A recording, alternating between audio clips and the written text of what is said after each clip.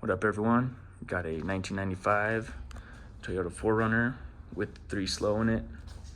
These 3 slows are notorious for blowing the head gaskets right around cylinder number 6 because they got a crossover pipe that's just right against the head where it meets the block. So we're gonna fix the head gasket and get this thing going. So as it sits, it already runs, even drives. This thing's a beautiful truck. I've had it since high school. I've been driving around for the last 6-7 years. Parked it last year because I noticed there's radiator fluid coming out of the reservoir, the coolant reservoir. Just in here, it's bubbling over. It's a telltale sign you got head gaskets blown. So without further ado, we'll do a cold start demonstration. See, stick my hand down here. The exhaust manifolds.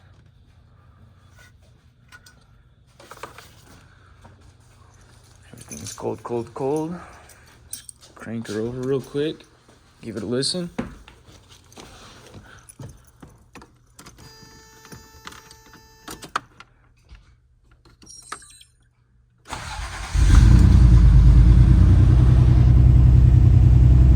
Idle's right where you want it to at 11. So that's a really good sign. Seems like everything's working. Just have to replace the head gasket real quick.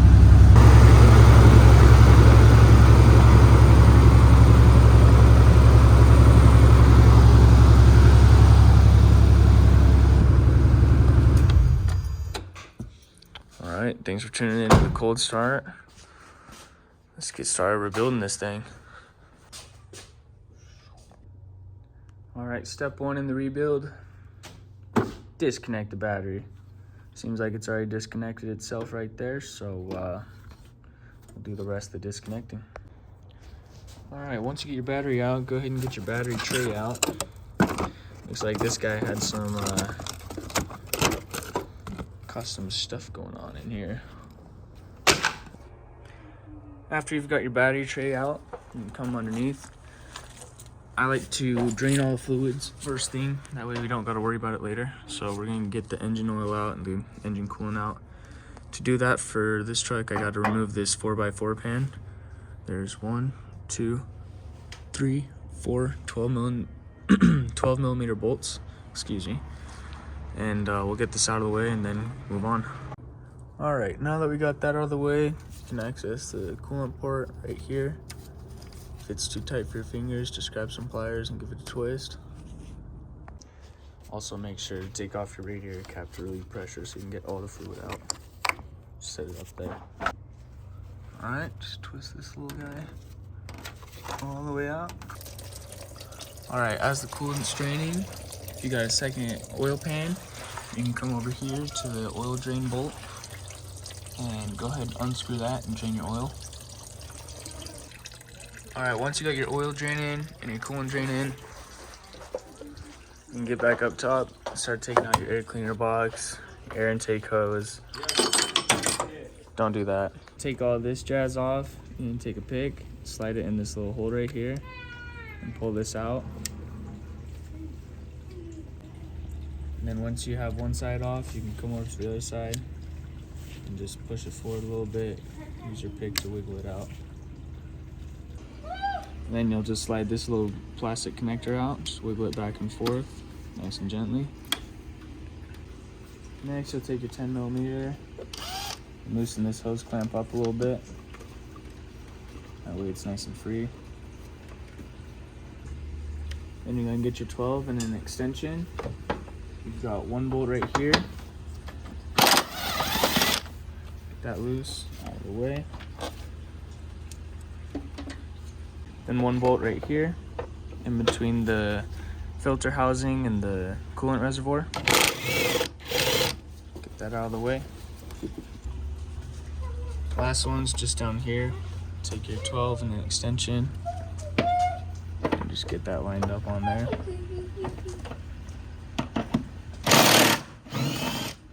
Comes. You're gonna need to disconnect these lines that go to the air resonator. I'm just gonna undo them from up here.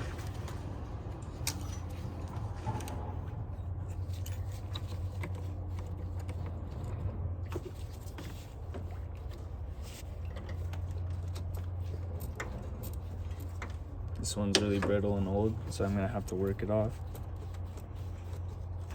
There we go, just like that. All right, we're gonna disconnect this hose clamp, and this hose clamp. They should all be 10 millimeters. After you've got all the hose clamps loose, go ahead and loosen this PCV valve hose. It's the older one, might take a second to kind of work it off. Nothing too crazy. Once you got everything loose and disconnected, move your wires out of the way. Make sure, double check all your work. Just takes a little bit of wiggling to wiggle it out past this point right in here. But once you get it there, go ahead and slide it above. And you should be able to slide this thing out complete with the whole assembly instead of taking it all the way apart.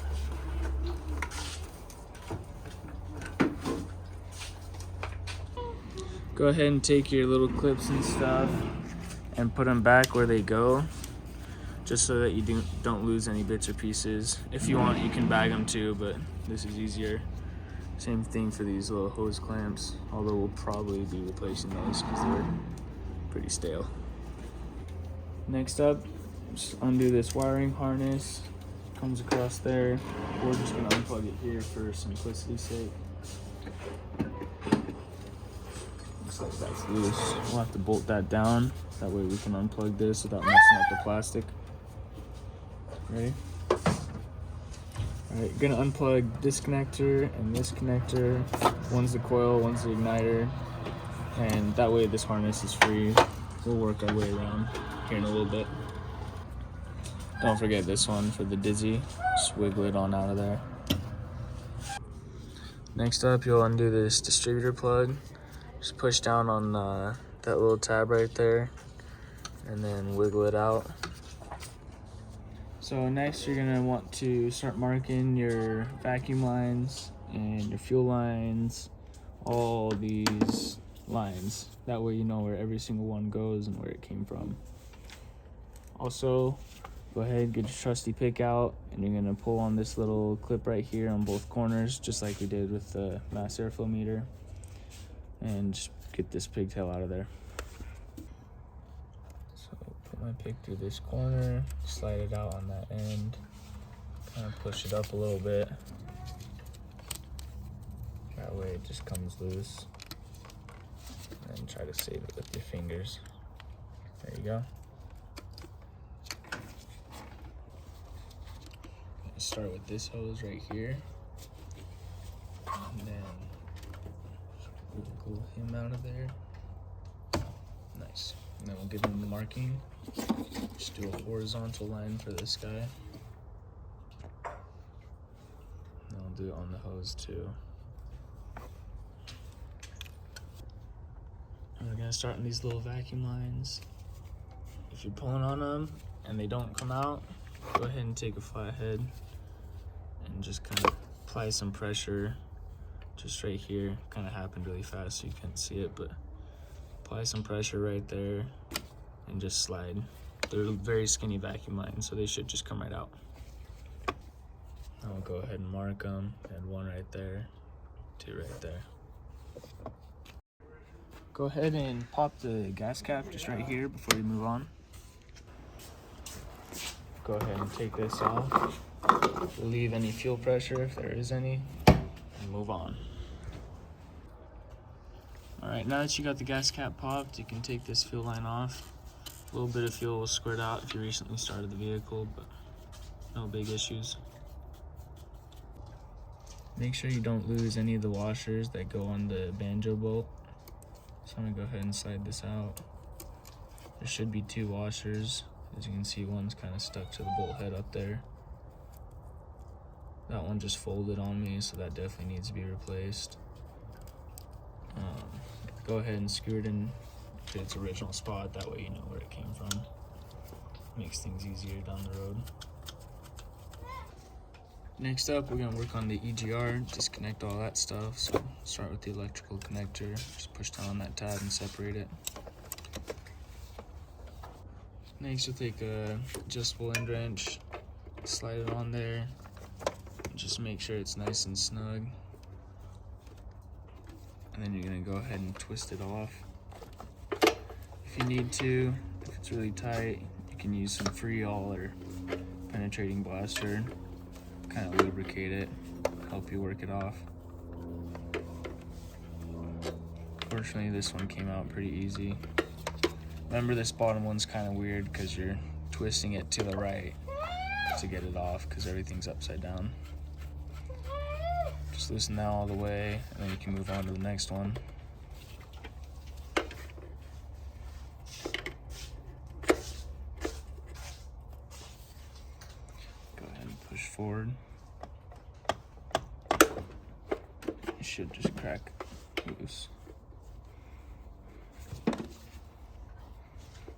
Once it's loose, your end wrench doesn't need to be so tight. That way you can get it on and off easier.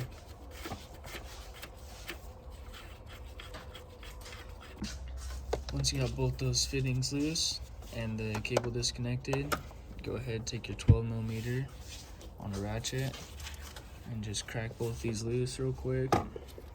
You got one on the other side just underneath, right over here. Looks like I might need an extension to get into here. Nope. Just cracking it loose. There you go.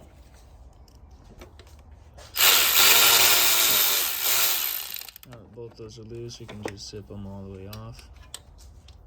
So right there.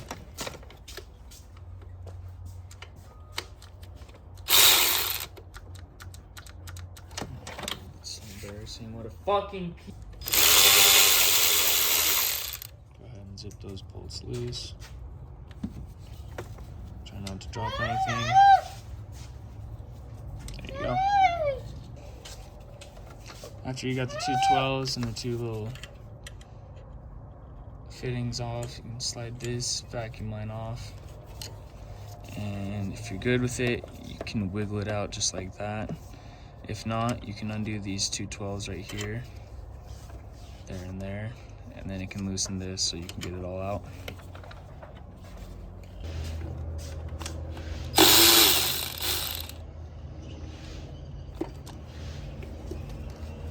Okay, so I cracked them both loose. That way I got a little bit of extra movement. And now I should be able to wiggle this puppy out.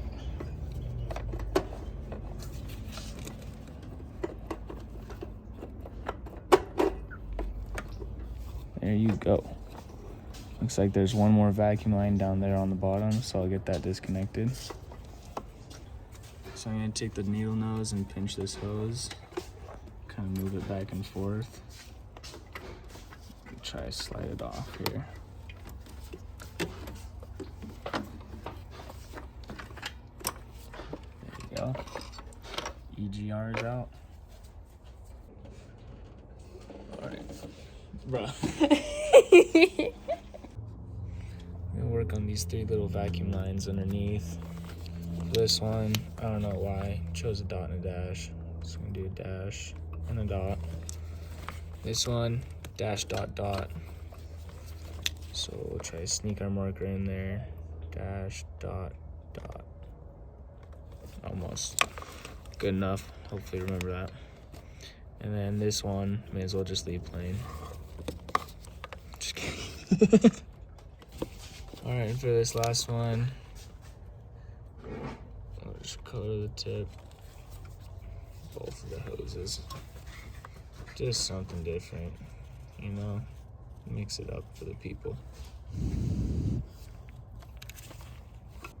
Now that you got your crazy vacuum lines labeled with a whole bunch of random shit, just tuck them up out of the way.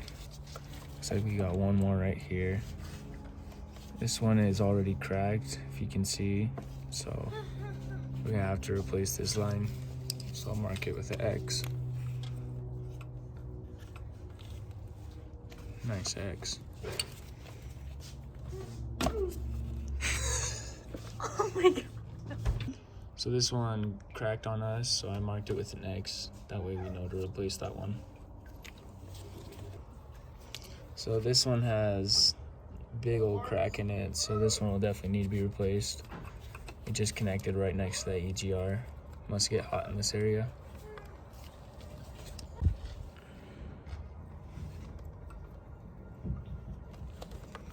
Also mark it with an X and a dot.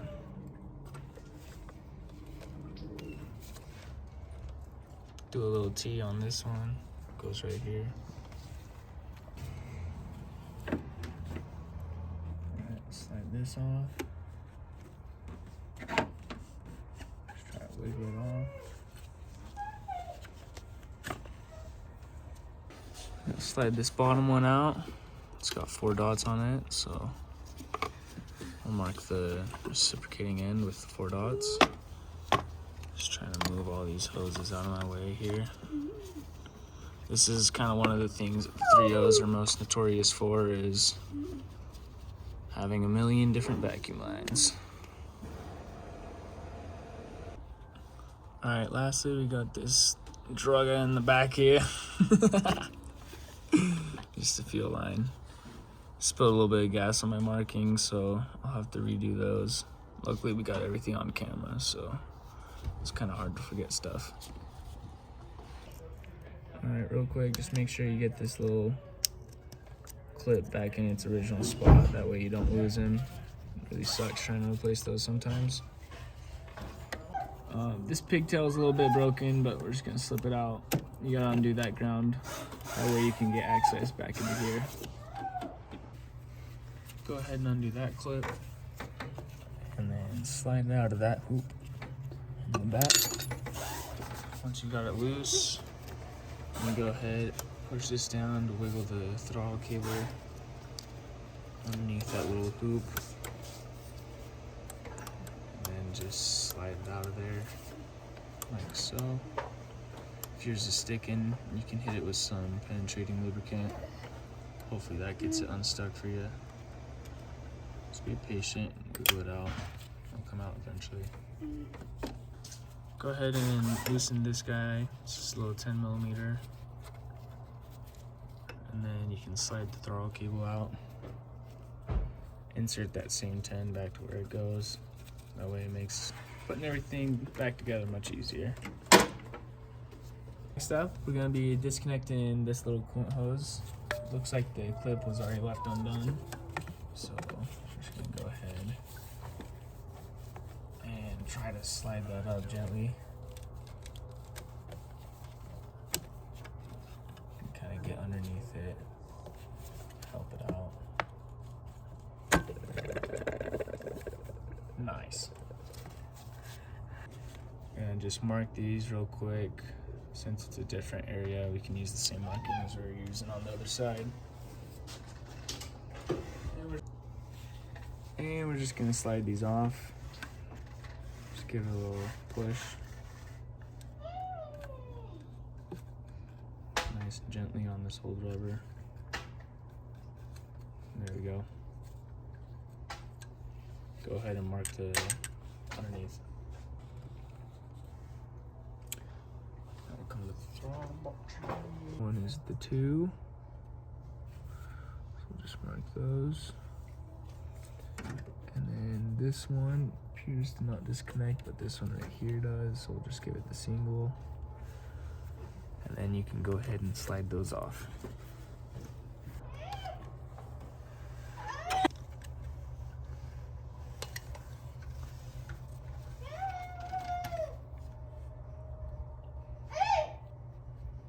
Come on. There we go.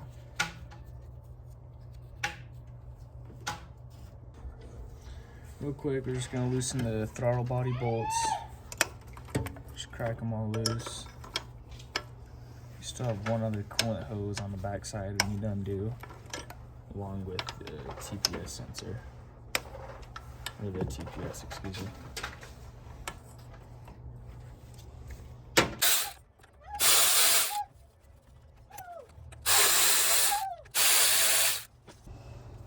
We're also gonna undo this little mount for the hoses, just to make it easier to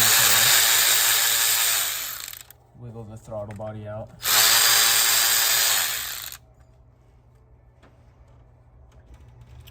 All right, now that we got these lines out of the way, you can slide the throttle body up and out.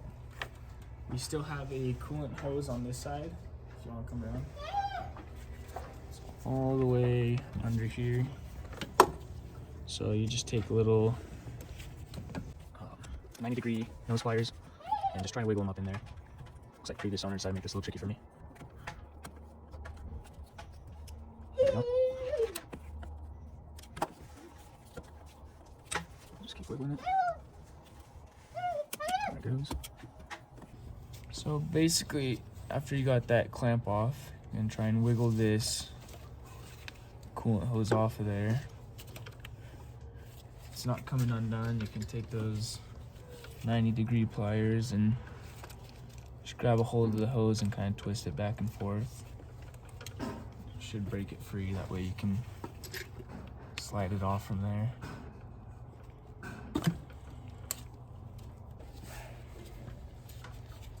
Lastly, you got the TPS. Just go ahead and slide that out. Alright, next up we're gonna get this 12mm bolt down here.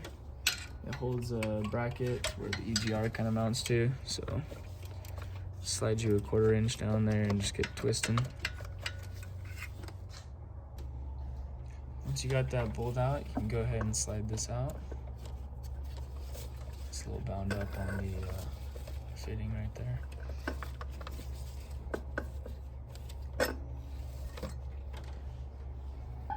After you got that bracket out, you can go ahead and twist this one loose. This one's really tight because I may have cross-threaded it before.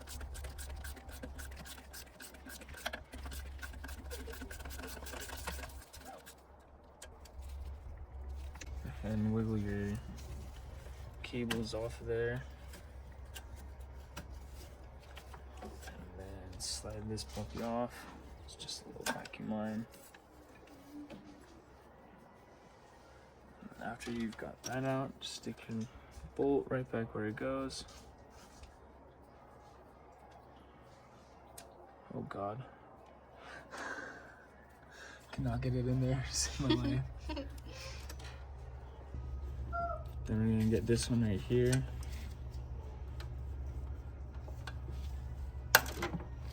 This bolt's really over torqued. No need for this to be that tight.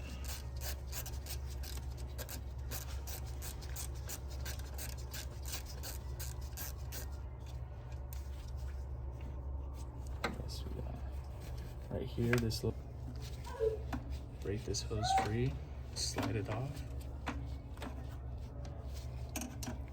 Looks like a fuel line. Gonna start undoing the actual intake manifold bolts.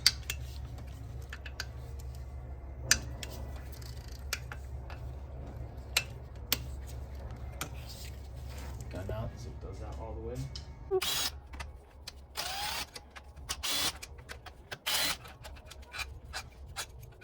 A few more bolts to do.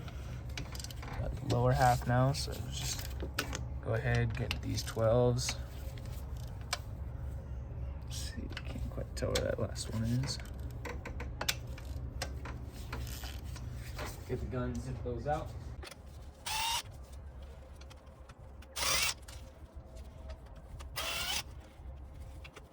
And that should be everything for the upper intake manifold.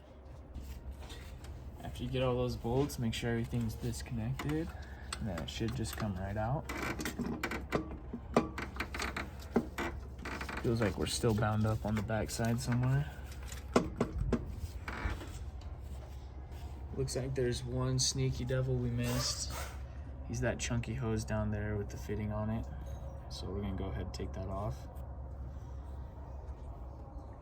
We got that little tricky guy out, so now it should just come right out. Nope, we got one more PCV valve on the valve cover. These guys should just slide right out though. Super old hose. There we go. Yeah, look at that. The hose is so old it ended up just cracking right in half right there. So go ahead and pull this the rest of the way out so you can see what we're working with here. You can see all those lines and their fittings and stuff. This was the pesky one I totally forgot about. This is the one that broke on me just barely. Right up here on top of the valve cover. No big deal if it's breaking just from tugging on it slightly. That's how you know it definitely needs to be replaced. In the back of the manifold, you've got some stuff going on. I'll show you what it looks like. I believe they call this the coolant manifold. As you can see, I'm missing this little guy and this little guy. Which are those two right there. But basically, be very gentle. Replacing any of these guys is costly. So just be careful when you're undoing all the stuff on the backside here, because it sucks waiting for replacement parts. Ready? Ready? You filming? You filming yet? Alright, so we're gonna get this little connector back here unplugged. He's got a little push down spot right there on the back of him. So you can see right there. Just push it down and pull it right up. Be careful not to bend these wires too much. The 3.0s are getting super old and frail, so these engine harnesses, the wires can snap pretty easily nowadays. We got two more connectors back there, so see, can't quite wiggle my hands in there. So first we're gonna disconnect this hose. Someone put an aftermarket clamp, so I'm guessing that's an 8. Just get a little ratchet back there. Got these Matco super shallow ratchet socket things. Comes as a kit. Really recommend these, especially for tight firewall work with these heater hoses.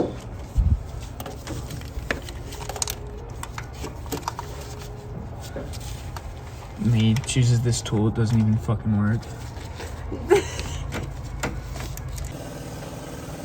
Alright, so we went ahead and disconnected the heater hose so we could get some more room, and disconnect this plug. Just comes straight up off of that tab. And then also this plug, just simple push down, pull up. To get this vacuum line unplugged without breaking it, I just twisted around and gave it a slight tug, and it came right off. This second one, instead of disconnecting it down at the bottom there, I recommend you disconnect it right here.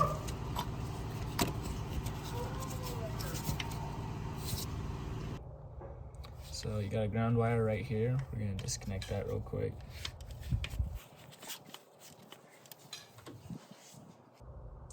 Alright, let's disconnect this ground wire right here.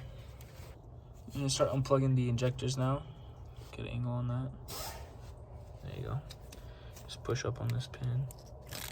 Slide it out. Just a little bit in the way. There you go. Alright, do the same thing on the other side. Just the 3 injectors. And then you'll also need to undo this clip. I can't even tell if, yeah, mine's broken, so it just slides out automatically.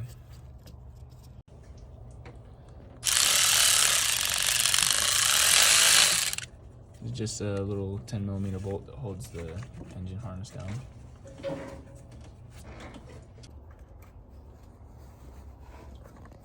So right here, you have a oil pressure switch. So you're just gonna push down on the button, slide that out. Show you what the button looks like when we get the harness up top.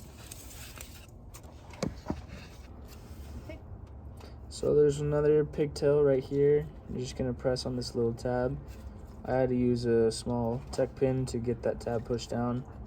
But once you get pushed down, it just separates like that.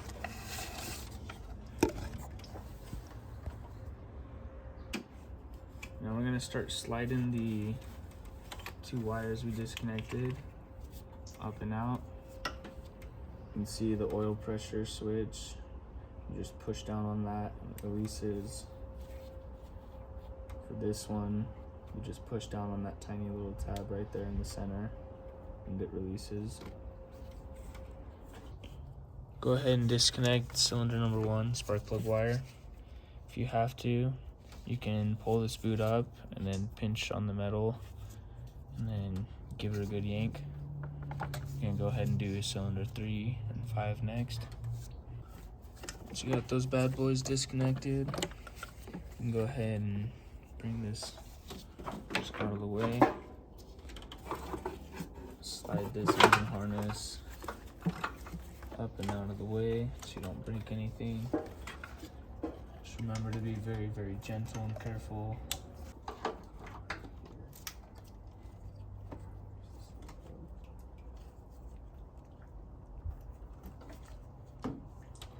There you go.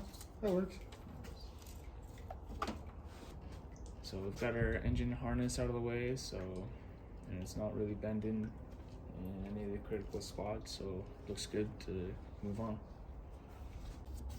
Here we've got a very fragile, historic, antique, rare, one of a kind, never been seen before.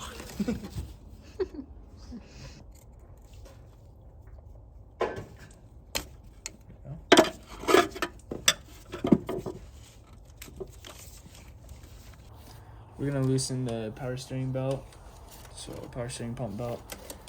So we're gonna get 14 down here, and then just loosen that up. Let it get for me. Let's see. Is that even a bolt?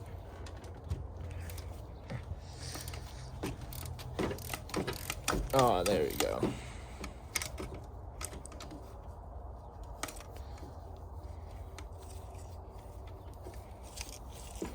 So after you loosen the first 14 right down here, you can move on to this one right over here, just behind the pulley.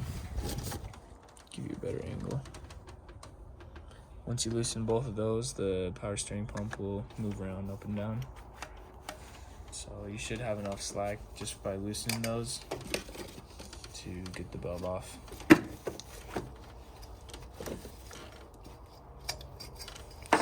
Just like that.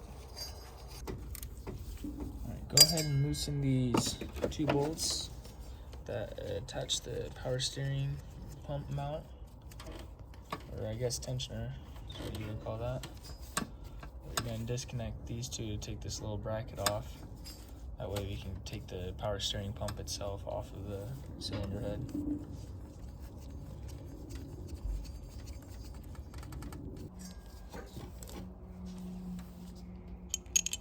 Alright, so we got the bracket, a couple of bolts. Set these to the side for now. To get the power steering pump off, you actually got to undo the bracket bolts. So there's one 14mm right here. Crack it loose. There it goes. And then there's a second one up here. Also a 14mm. Already got that nice and loose, so you can see where it goes.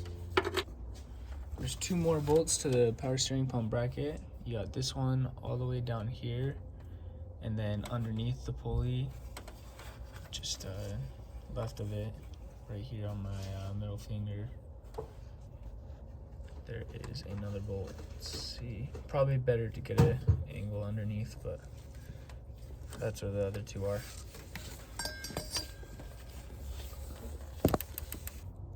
After you get this 14mm nut, this 14mm bolt up here, and then you loosen this, what's supposed to be a 14 right here, and lastly this bottom bolt right here. Get that loose, let the bracket fall out of the way, and then just wiggle your power steering pump out of there. Keep an eye on where that 14mm nut went. It's usually where it gets hung up.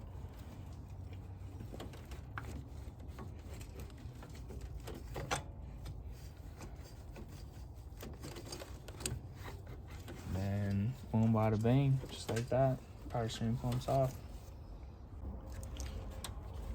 So we just went ahead and zip tied the power steering pump to the bolt. That way it stays out of the way while we work in the radiator and timing cover area. After you get the upper radiator hose out of the way, you can work on getting the fan clutch off. It is 4 12mm nuts, I believe. Just go around, get those loose. After you get those loose, you're gonna get the fan shroud loose by removing 4 10mm bolts. You got one right there. There's supposed to be one below it, but it's missing. I'll show you what it would look like on this side. You have the one on top right there. And then you have the one on the bottom down there. So that one on the bottom on this side is missing. So I only have 3, but you should have 4. Alright, you got the 4 nuts for the fan clutch and the 4 bolts for the fan shroud. So, as you can see, if you guys need another trick for that, I'll show you on the next clip. So pretend these are all on the fan clutch still. You'll be holding one wrench to keep it tight, so that will be the shorter wrench. And then your long wrench is going to be the one breaking it loose. And you're going to say, oh, well, when you get to the final bolt, how are you going to get that one? All you're going to do is retighten the loose nut with your short wrench, and then break that final one that's still very tight loose with the long one. And then when you take off this, thing, this one's been retightened. So you'll hold the pulley in one hand and then use your nice long one to whoop, crack it loose. So pretty easy. All those bolts are off for the fan shroud and the fan, so all you're gonna do is just wiggle it, wiggle it, wiggle it. Mine was pretty stiff at first, so it took quite a bit of convincing. But then you should be able to slide it out. If you want, you can remove this as well. Just set it on top for now.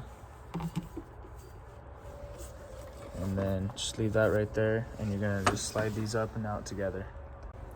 If you're having trouble getting both these out together in one piece, they have little clips that you just pull up on the tab and slide it out. And the shroud comes apart in 2 pieces. Then you can take it out one at a time. The other clip is located down here. And I showed you the first one in the last clip, so you're good. Before we can get the radiator out, make sure you get that lower radiator hose. It's a clamp that goes directly to the radiator and one to the thermostat, I believe. Alright, so to get the radiator out, it has these little hooks on each side. So make sure you pull it straight up and then out. Otherwise, you're going to be getting caught up on those. Just a quick side note, removing the radiator is not necessary. It's just personal preference if you want that additional space in here. Alright, we're going to remove the alternator. So it's this 14mm up top, we're going to loosen. And there's 12mm down here. Just go ahead and remove both the bolts. Once they're loose, you should get some play. Go ahead and remove the belt if you'd like. Go ahead and remove this little plastic cover and undo that 10mm nut. After you've done that, go ahead and unplug it from this pigtail behind. I'll give you a closer look in a second. So basically all you're going to do is you're going to push down on that tab and then pull it back like that. Gotta take a pause on that, because if you come out here,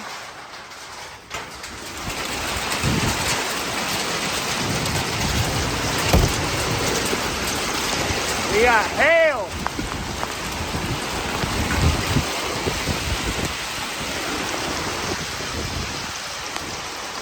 Once the alternator is off, you can come underneath here. And you have a 14mm bolt along with a 14mm nut right there.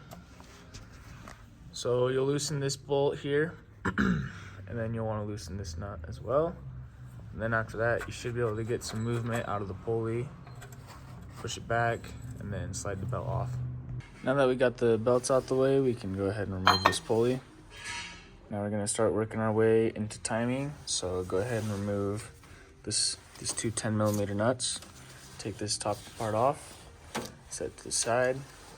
Then you're going to remove these 10mm nuts, going all the way around the timing cover. This one underneath the distributor there. This There's one in the center in the back there, one up here, another in the center through the back, on the other side. So we got this one, and then this one. So you got 1, 2, 3, 4, 5, 6, 7, 8, 9, 10, 11. We'll get those 11 out, and then we'll set the timing cover off to the side along with this top part. Don't worry about mixing up your timing cover bolts too much, because all these bottom ones are the same, and then all these top ones are the same. So bottom ones can go in their own separate pile. These 4 top ones go in their own separate pile.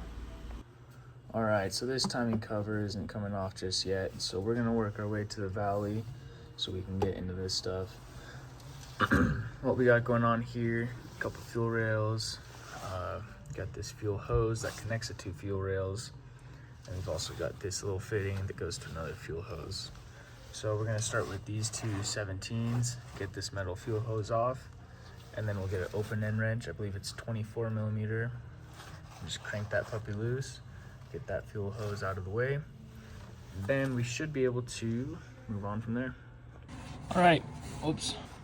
All right, so before you get this fuel pressure regulator, I believe, all the way off, you're gonna get this coolant manifold off. And to do that, you got one 12 millimeter, excuse me, one 12 millimeter nut right here, and another back there in that little pit. So you can see them right back down there. So crack those loose, get it off. Be very, very gentle and careful. You don't want to break this guy.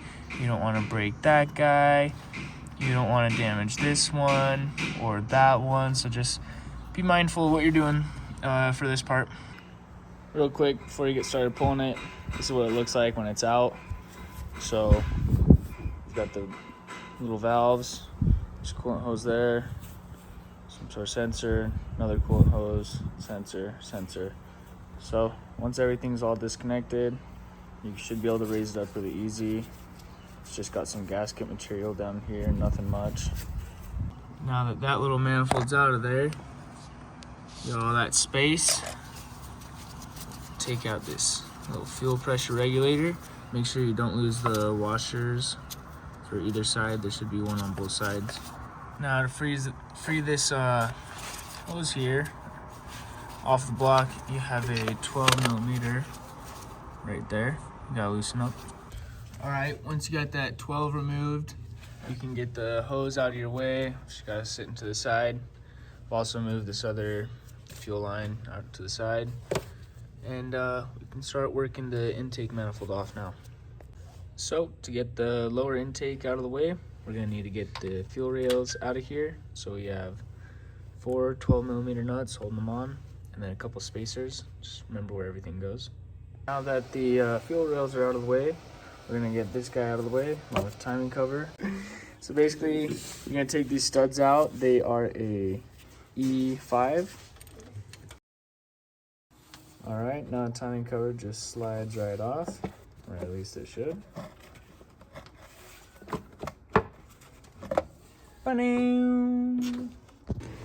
Take a look inside here. See all sorts of buildup around the water pump. And even worse down here. Right there on the head gasket.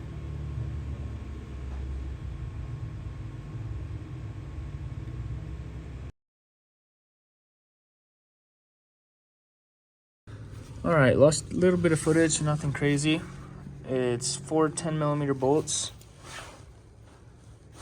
And then this guy, just wiggle them off, slide them off, set them to the side. Really quickly, we're gonna remove the bracket the rest of the way for the power steering pump. Just those 2 bolts. All right, now we're gonna work on getting this little pulley off for the fan clutch. We've got, let's see, this one down here. Get a shot at that. And we've got this one right here. And this one right here. Before you remove the tensioner on the timing belt, just these 2 little bolts right here, you're gonna want to make sure all your timing is set up nicely. As you can see right there, spot on with the little mark on the back of the plate. And then right here, also spot on with the little mark on the back of the plate. Down here you have the crank pulley, and it's got a little notch right down here. And then it's also got the numbers, I believe 5, 0, 5, 10. Can't quite read that one. And then that last one is 15, but where you want to be is right there, spot on with 0. And as long as all that looks good, feel free to cut your timing belt in half and throw the 3VZ in the dumpster. Once your timing is looking good, go ahead and remove these 2 bolts on the tensioner, both 12s. All right, after you got those bolts out, give the pulley a solid tug, and watch out for your AC condenser. And just comes right out like that. All right, once everything's lined up, go ahead and take a crack at removing the crank pulley. Right now I've got my 1/2" impact on it with the 19mm. Hopefully this gets it done. I'll be keeping one hand on the pulley and one hand on the gun, try and keep it from moving too much. Okay, if you got your crank pulley free, or just the bolt and you can't get the pulley, do the 4 12mm nuts for this front pulley. And then you can attach a puller after you remove this bolt right here. And attach a pulley puller down here and get that crank pulley pulled off. Alright, we got the pulley puller attached. So, show you it in action real quick. Let's see if I can hold the camera still.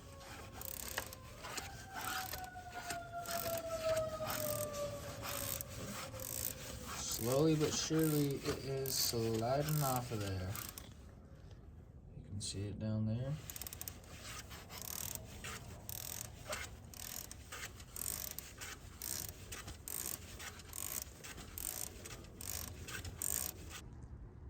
Harmonic balancer is off.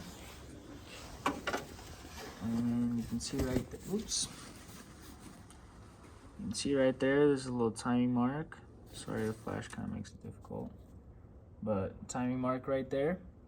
Everything looks good. Go ahead and remove this lower timing cover. It's one 10mm bolt. It goes right there.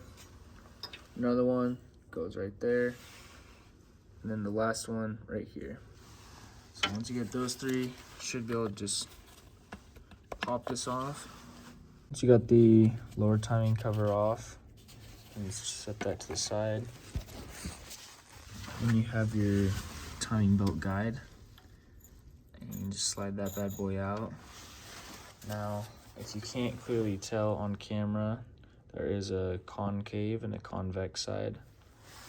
When you put this on the engine, the convex side is facing towards it. You don't want the concave side towards the engine. This is improper. Otherwise, you're going to be eating at your belt. So make sure on reinstallation, convex side is facing towards the engine. Once the guide has been removed, you can go ahead and take your 10mm Torx or Allen and loosen up this tensioner here. Once you've got your tensioner removed, you can go ahead and set that to the side. Make sure you save the bolt and the washer. And then you can go ahead and slide your timing belt off.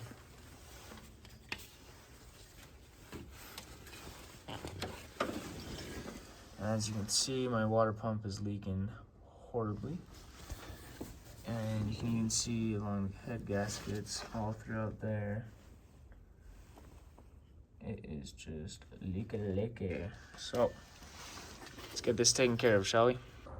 Next, we're gonna remove the lower intake manifold. To do that, you're gonna want to undo these 2 nuts in the back, one on each side. You can see those guys. And then you also have 6 bolts on each side. So 1, 2, 3, 4, 5, 6. 1, it's a bolt right there, behind that coolant passage. 2, 3, 4, 5, 6, right there. Then you also have 2 nuts on the front. 1, 2. Don't remove these 4 right now. We're gonna keep that on and use it as a handle as we lift it off. Once you got the lower intake manifold off, we're now gonna do everyone's favorite part, the crossover pipe. For the top bolt on the passenger side for the crossover pipe, you can see it right here. You need to remove this bracket out of the way so you can have an easy spot to work in. It's 2 14mm bolts. As you can see, the holes right here, pinching one, and then the other right here.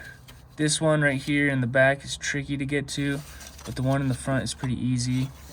Just get that out of the way and you can get the top bolt on your passenger side crossover pipe. Underneath the passenger side, you got 2 more bolts on that crossover pipe. So we can get that to focus. You got one right there, and then you got one right there. So pretty simple. It's the passenger side completed. All right, for the driver's side, you have this little bracket you're gonna undo. If he's sliding around and it looks like this, you're probably gonna want to replace him. It's just 2 14mm bolts, and then if we zoom in here, we've got 1, 2, 3 to get this portion of the exhaust off.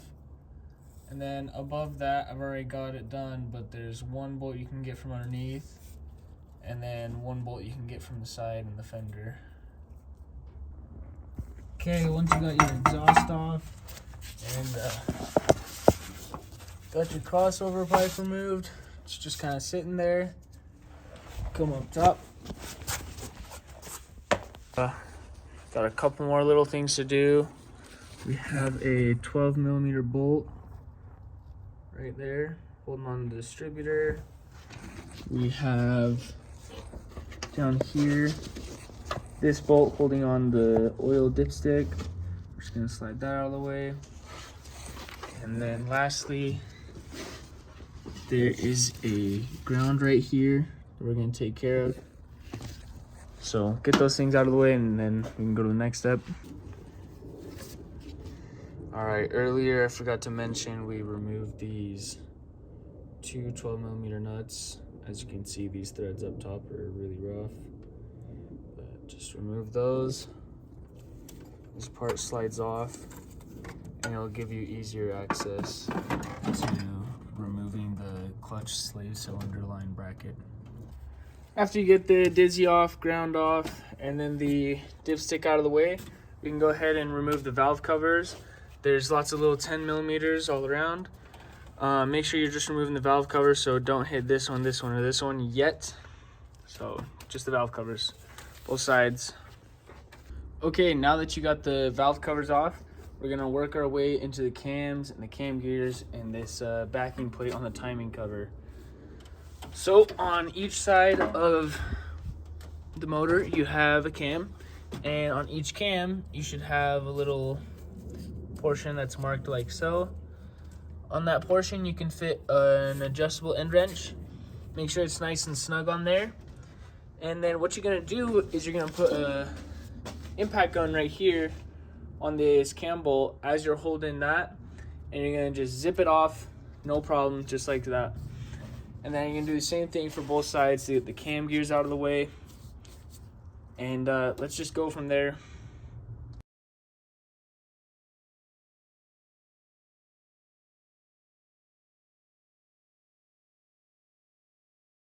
When you're sliding the cam gear off, note that little slot right there. That's where the cam key goes. And if you're struggling to wiggle that guy out, hit him with some penetrant lubricant, and then get your magnet. Go ahead and pull him out. Now that's what he's supposed to look like when removed. Unfortunately for the other side, it did not go so well. So we're gonna have to figure that out. Outside of the little issue with the cam key on the passenger side, we're doing pretty good. So let's go ahead and keep moving. We got 10mm bolt hiding there. Got one right here, another right there, another right there, and then 2 more on the bottom. So let's go ahead and unscrew those, see if we can get this guy to come off. Out here at the junkyard, found this 3.0 that's kind of already been picked apart, so we're gonna open it up and find out. This little pulley that goes here was already unbolted, so I just wiggled it out. Tying cover was already unbolted, tying belt was already, everything is already kind of like this. I'm just slowly opening it up myself, seeing what else is here. As you can see, upper intake manifolds already unbolted and everything, so let's see if we can find ourselves a cam key.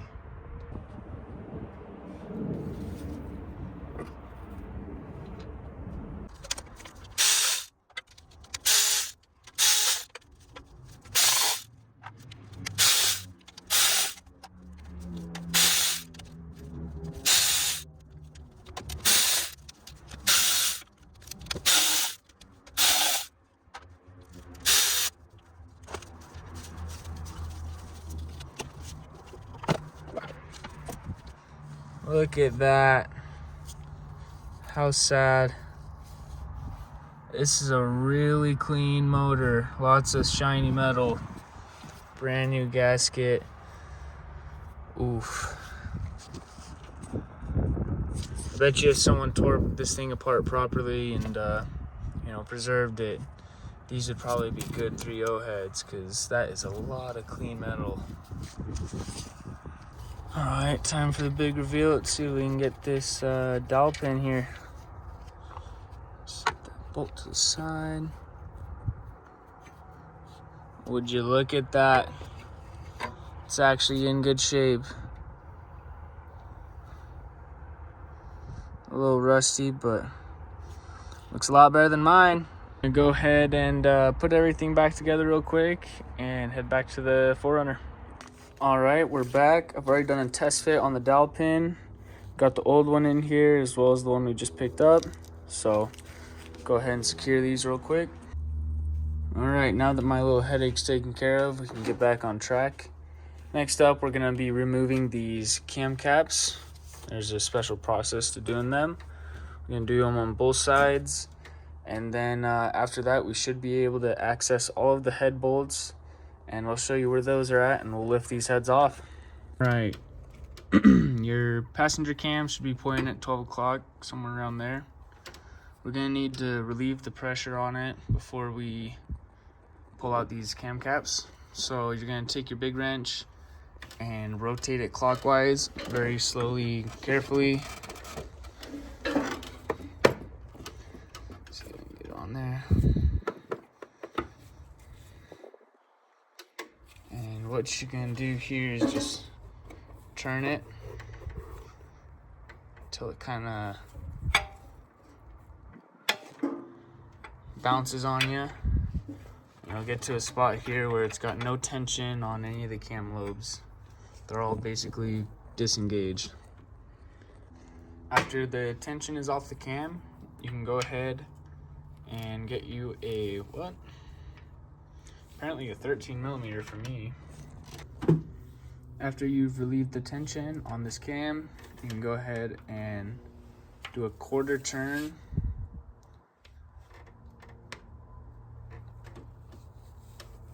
on these bolts right here.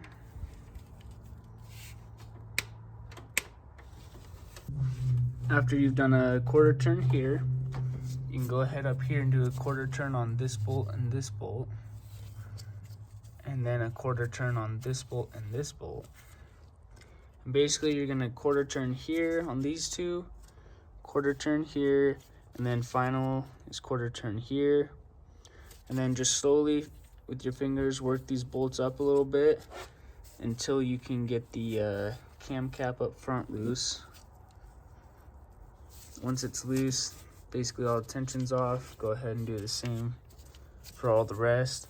I recommend starting with getting this one free and then getting this one free and then do these three, because these three will be pretty easy, or should be. Then we're gonna repeat the process on this side.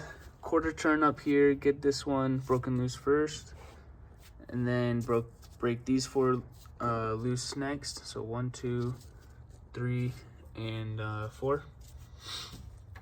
Then we'll go back to this side with these two, break them loose, break them loose, break them loose, and only break them loose with a quarter turn.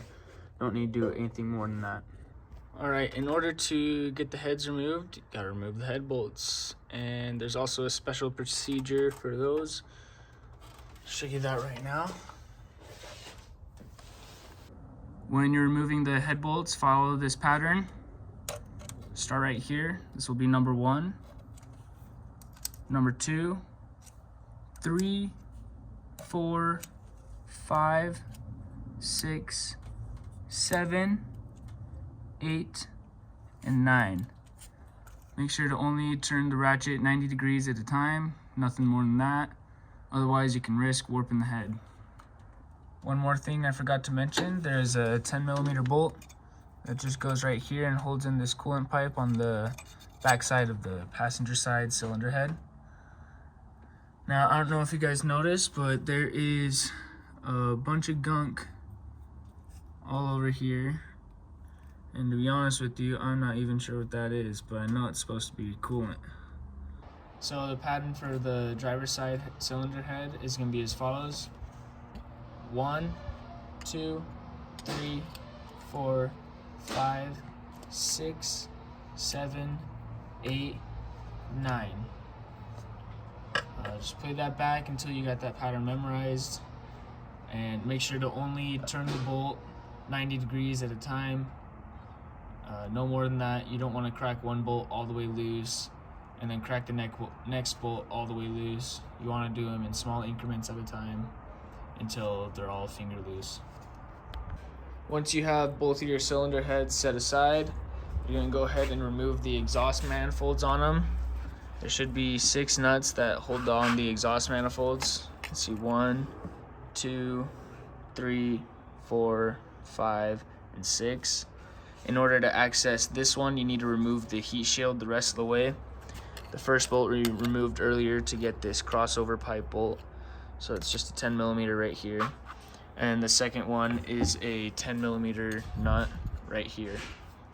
Also need to get these two 14mm bolts so you can separate the EGR stuff with the exhaust manifold off the cylinder head. For the driver's side, you have 6 nuts again, and a couple of them are hiding under the heat shield, but it's pretty self-explanatory. Just 3 10mm nuts on that, and it just comes right off. As you can see, I got my heads back from the machine shop. I'm gonna give you a quick rundown on how to prep them before you send them off. So where we left off is we were unbolting the exhaust manifolds, the headers, excuse me. Once you get the headers off, you're gonna wanna take all the head bolts out, take off the little brackets, all of your spark plugs, get those removed. That way you pretty much just have a bare head. And then you'll install your cam lightly with the cam caps and literally nothing more. No spark plugs, no exhaust manifolds, no brackets, no extra nuts or bolts. You want to give them the bare minimum possible. That way they have the least amount of stuff to keep track of. This is literally all they need is the cams, cam caps, and the heads. Then they can do all of the work that we can't really do ourselves. So when you're doing this job, especially on these older 4Runners, we're going to be taking care of a lot more than just the head gaskets themselves. I'll give you a quick rundown of what parts you'll most likely be needing for this job. So, of course, we have the head gaskets right here, along with intake manifold gaskets. You're going to want new ones of those. Here we've got throttle body gasket, EGR gasket, our cam caps. We have exhaust gaskets, miscellaneous O-rings. Anytime you see an O-ring, replace it. I guarantee it hasn't been replaced before. We've got valve cover gaskets, exhaust manifold gaskets, and then lower intake manifold gaskets. So,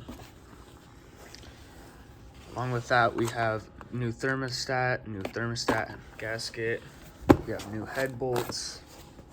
We have a new timing belt and water pump kit that includes the little pulley up top.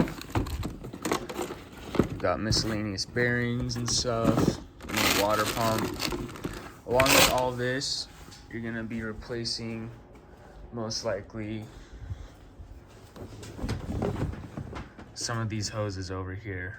So anytime you see a cracked hose, or if you have one that just rips in half on you, definitely replace that. I don't have part numbers for all of the hoses and stuff, but you know, just use an oil resistant rubber and you'll be fine. While we're in the valley of the motor, we're gonna go ahead and reseal this water bypass, undo these 10mm bolts and this one 10mm nut. You can just lift that up and then reseal that real quick. There's also one more 10mm bolt back there. After you got that all sealed up, go on down to the water pump and get that removed. If yours is like mine, you'll also have to remove the thermostat housing at the same time. There is a little inlet or water outlet right there. So you need to undo that connection so you can remove the thermostat and the water pump. Didn't really get too much footage of me disassembling anything here, but we got the water pump off, thermostat housing off. The little hose that went to the inlet right there underneath the thermostat housing.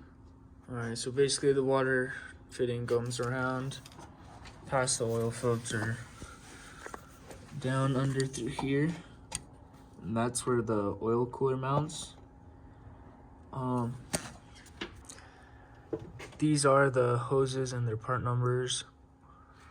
So this goes into the little fitting on the side of the block next to the oil cooler, and then this goes to the oil cooler. This goes on the little fitting coming underneath the thermostat, bends around, and that goes to the oil cooler. When I first took this old one off, it was completely filled and packed to the brim with that brown stuff in there. I don't know if you can really see it to the right. There you go. Completely chock full. I'll show you the photo right here.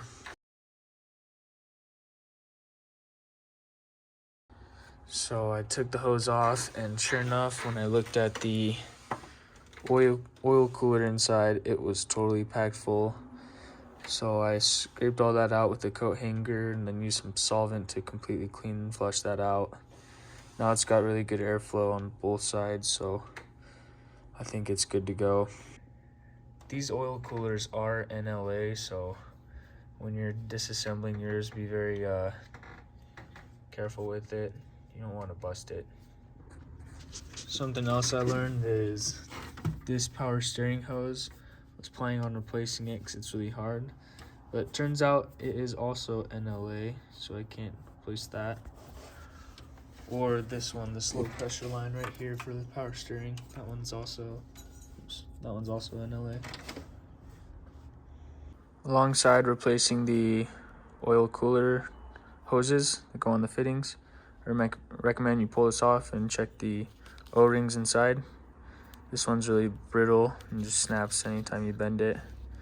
This one's not as brittle, but while we're here, we'll replace it. So got the parts right here.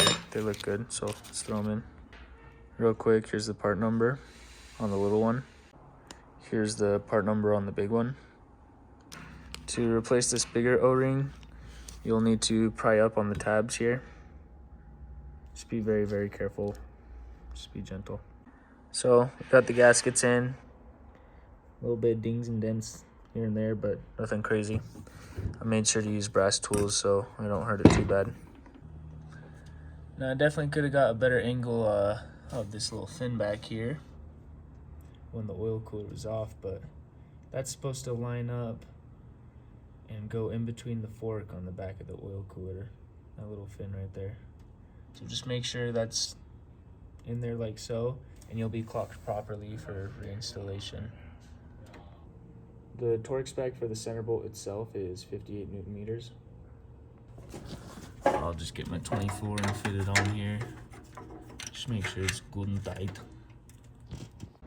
After you got the oil cooler installed, you can go ahead and install your oil cooler lines. When installing your water hoses, make sure the paint marks are at 12 o'clock. That's how you know you're aligned properly. All right, now that our oil cooler is all nice and situated, we have our little water bypass all situated and everything else is off. If you haven't already, go ahead and just grind down your heads a little bit. Just use a little buffer wheel and get all that rust and stuff off.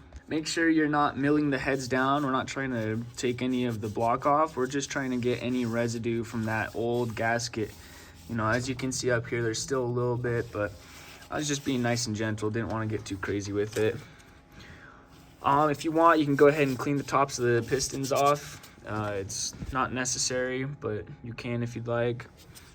I'm just gonna wipe out all the dust and residue and then probably line it with a little bit of assembly grease since we got some brake clean on here to clean everything off. There's also a couple of notorious spots for catching crud down under in the valley, so if you want, you can wiggle that stuff out, but it's mostly oil, so I don't see it causing any rust issues. So once your block is nice and shiny, we're gonna go back to the water pump, and we've got some excess gasket residue all over in here. So take the razor blade, scrape all that gunk off. You can see right there. Make sure this is nice and clean. Take a wire brush to it if you want. All right, so we got the water pump area cleaned off. I had to use a surface area cleaner with the electric drill. It was just the easiest way to do it. The razor and the wire brush wasn't working. I also went over my heads just a little bit more to make sure they were nice and clean. I wasn't feeling too confident with how they looked before. So now let's get this water pump, this gasket, this thermostat housing, all that stuff back together in this area real quick, shall we? All right, so when installing your water pump, make sure you got the gasket on first.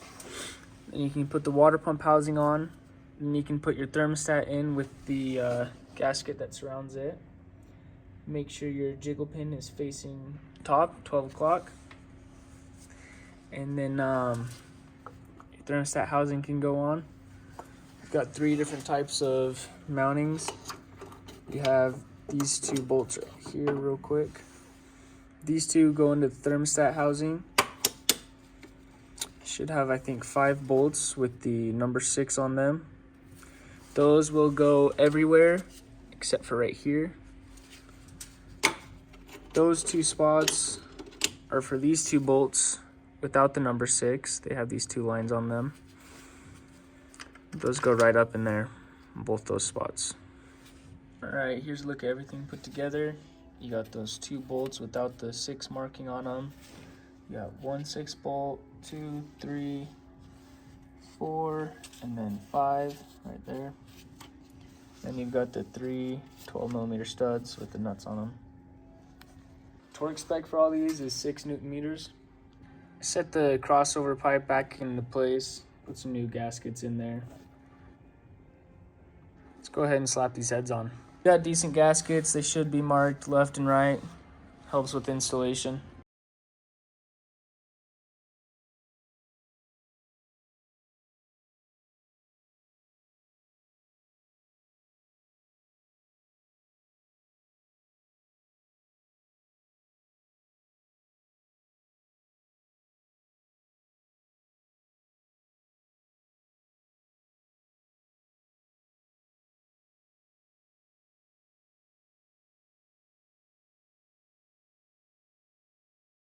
When you go to set your head on the block, you may have some valves open just because of where the cam's rotated at. That's honestly no big deal. What you're gonna do is you're gonna take your crank pulley and you're gonna rotate it a little bit. So if I zoom in here, that's the timing mark, and that's the other timing mark it's supposed to line up with. So all I did was take the crank pulley and rotate it counterclockwise a bit. What that does is that brings the piston that's sitting, right up at the top, brings it down just a little bit so that you don't bounce any valves when you're setting your head in there. So don't forget to install your head gasket before installing your head. We're not out here doing the delete. So lining up the gasket should be pretty easy, especially if they're labeled. What you're gonna be looking for is all of the ports and stuff, every little hole and opening to correspond with the gasket. So as you can see, that's just how this one slides on. Didn't get any footage of the right one because it's pretty simple. I mean, all you're gonna do from this point is you're literally gonna take your cylinder head and just set it right there on the block. So make sure that this part is facing forward. This part is in the rear. Now I didn't get footage of it, but you have these little black cam seals that come with the kit, and you'll just slide those in with the zinc portion facing inward. And that way you got a nice seal right there. And then you can silicone it if you want. You shouldn't have to. It's a brand new gasket. They have these little backing plates to keep them squished in there. So if you want silicone the backing plate, you don't have to though. Couple tips when setting the cylinder heads into place. You can get a second person. Always helps having a second pair of eyes, second pair of hands. Make sure that you don't press it down on one dowel completely and then the other. You kind of want to gently level press it on there and kind of just set it into place. You'll literally be resting it onto the block, and as long as everything's lined up, it should fall down pretty smoothly. You'll know if you're seated because you don't really have any gaps or anything along the whole way. All the gaps are even if there is any gaps. So I know we're not bolted down or torqued down, but you don't want to put it on an angle and force it into place. It should literally just fall into place. If you're having issues getting it to fall into place and you have a second person there, make sure your dowels are not scoring. Make sure the receiving end for this dowel is not scoring. Make sure you're putting the proper cylinder head on the proper side of the block. You know it's the left side because it's got that distributor part right there. The right side does not have that. I also recommend getting your crossover pipe with the new gaskets into place. Just hit them with a little dollop of grease and they'll stay still. We're not going to mount anything EGR or exhaust related until we have the cylinder head torqued down. To get this head torqued down, we're going to need to remove the cam one more time, so let's go ahead and do that. Alright, now that the cam's out, we're going to go ahead and start sliding those head bolts in. To make sure you get good torque readings, I'll take an oily Q-tip and just smear it around where the washers meet. That way it's nice and slick. Along with that, we're going to take our bolt, go ahead and dip it and tip it. That way it's nice and slick. We're going to go ahead and do that with all 8 main bolts and then slide them in there like so. After all your head bolts are lubed up, got your washers on them, just get them finger tight. That way they're in there nice and snug. Head doesn't move around or anything. And we can move on to torquing them down. Here's the procedure for installation. The diagram's basically exactly the same, except they are numbered differently and the process is different. So I guess step 0 would be get these all finger tight before you start torquing them down. Make sure they're nice and firm. And then you can continue to follow the rest of the steps here. So step 1 would be torque them all 45 Newton meters. So this would be the first one, second one, third one, fourth, fifth, sixth, seventh, 8th. Don't worry about the 6-point bolts until you have completed all 3 steps for the main 8 cylinder head bolts. Once you've completed the 3 steps for the main 8 cylinder head bolts, then you can go ahead and take care of the 6-point. The torque spec for the 6-point is 41 Newton meters. So just remember that. All right, just in case my diagram was a little confusing, I'm just gonna show you real time the 1, 2, 3, 4, 5, 6, 7, 8 procedure. So the first one you're going to want to torque to 45 Newton meters would be this one right here. This is your second one. This is your third one. This is your fourth one. This is your 5th one. This is the 6th one. This is the 7th one. And this is the 8th one, the final one. So after you've gone through and done that process to 45 Newton meters, you'll go ahead and repeat that same sequence, but you will do an additional 90-degree turn instead of a Newton meters torquing. What I mean by 90 degrees is you'll take your ratchet and twist it 90 degrees to tighten it. So basically a quarter turn. So after you've got them all torqued to 45 Newton meters and you've done them all to 90 degrees, you're gonna do an additional 90 degrees one more time, and that should be everything. All right, after you've got all 8 bolts torqued to 45, you've done the 90-degree turn after the 45, and then you've done the additional 90-degree turn, you're now completely torqued down.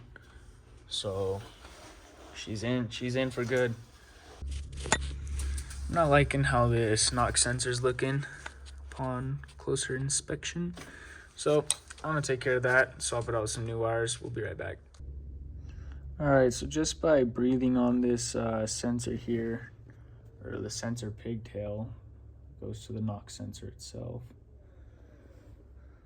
It completely shattered on me, so all the internals are not going to hold together. This tab right here will not hold down, so we're just going to go ahead and replace the harness itself since it's too far gone. So the pattern is the same, or pretty much the same on the left side as it is on the right side, but it's just mirrored. All of the steps you're going to be taking are exactly the same. Torque them all to 45 Newton meters, turn them all 90 degrees, and then turn them all an additional 90 degrees. But just so you guys understand the pattern on this side, this is the first bolt, second bolt, third bolt, fourth bolt, fifth bolt is this corner right here, the sixth bolt, seventh bolt, and then the eighth bolt is that bottom corner down there. So that's the pattern 1 through 8. Just a quick look at the wonderful machine work that's been done on the cylinder heads.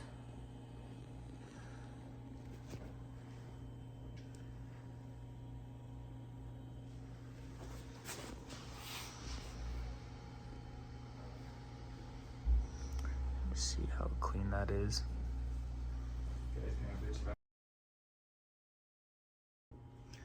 All right, so we got both cylinder heads torqued on. I went ahead and applied some assembly lube, stuff right here, along the cam journals and the lifters. Before we install the cams, you're gonna wanna flip over your caps, and you'll see these grooves. I kind of marked them in orange so they're a little bit easier to notice. You got number 1 and number 5, and that is for both left and right cylinder heads. As you can see, they have all these little grooves. You're gonna wanna clean out any gasket material in there. And then when you go to reinstall these, you're gonna hit these spots with some of that gasket maker. I'll show you what I use. So this is the stuff I use. Doesn't really matter if you get the 90-minute version or not. This just helps it to get the job done quicker. None of the other cam caps have these little grooves in them, like number 1 and 5 do. So 2 through 4, don't worry about those. You can screenshot this if you want. This is from the factory service manual. Right here, this is telling you what direction and the numbering for them, both right-hand side, left-hand side.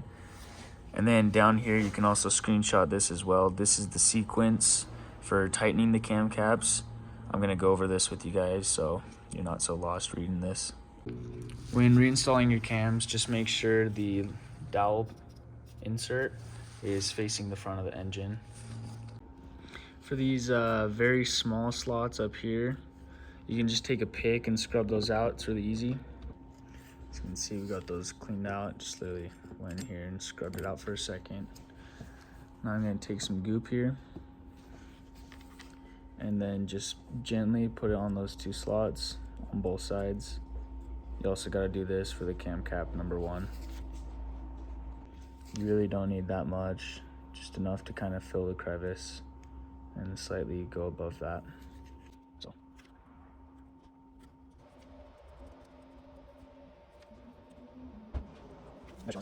So I'm gonna just go ahead and fill the rest of the gaps, and then I'll show you how I get all these caps installed. All right, this is how it looks now that it's got all that stuff on it. It's not very pretty, but you know it's gonna seal.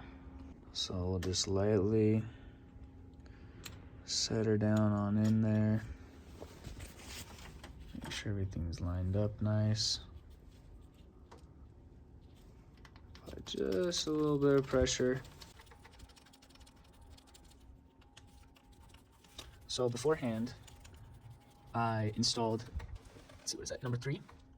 And then I did 4 and 2, and I did them all finger tight. Added the little bit of gasket needed for this one. I don't know if you can see it sticking out sides just barely. And then added number 1, finger tight. And this is the one I'm doing last. So all these other cam caps are already finger tight. That way the cam's not shifting around or anything. And it honestly won't, because the way I've got it lined up right here, that dowel pin's facing straight up. So shouldn't have any issues with valve slapping the pistons or anything like that. So as you can see here, it's not quite compressing all the way like we want it to.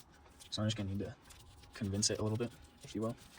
It's even on both sides, so it's not compressing at all. So I'm gonna take my 1/4-inch ratchet and just barely cinch these up to get that nice and even. And we'll do one side at a time. That way it kind of gets that gap to close. As you can see there. So I'm literally not tightening these tight at all. It's very loose. Go to the back here and just gently torque it down just so that there's no gap.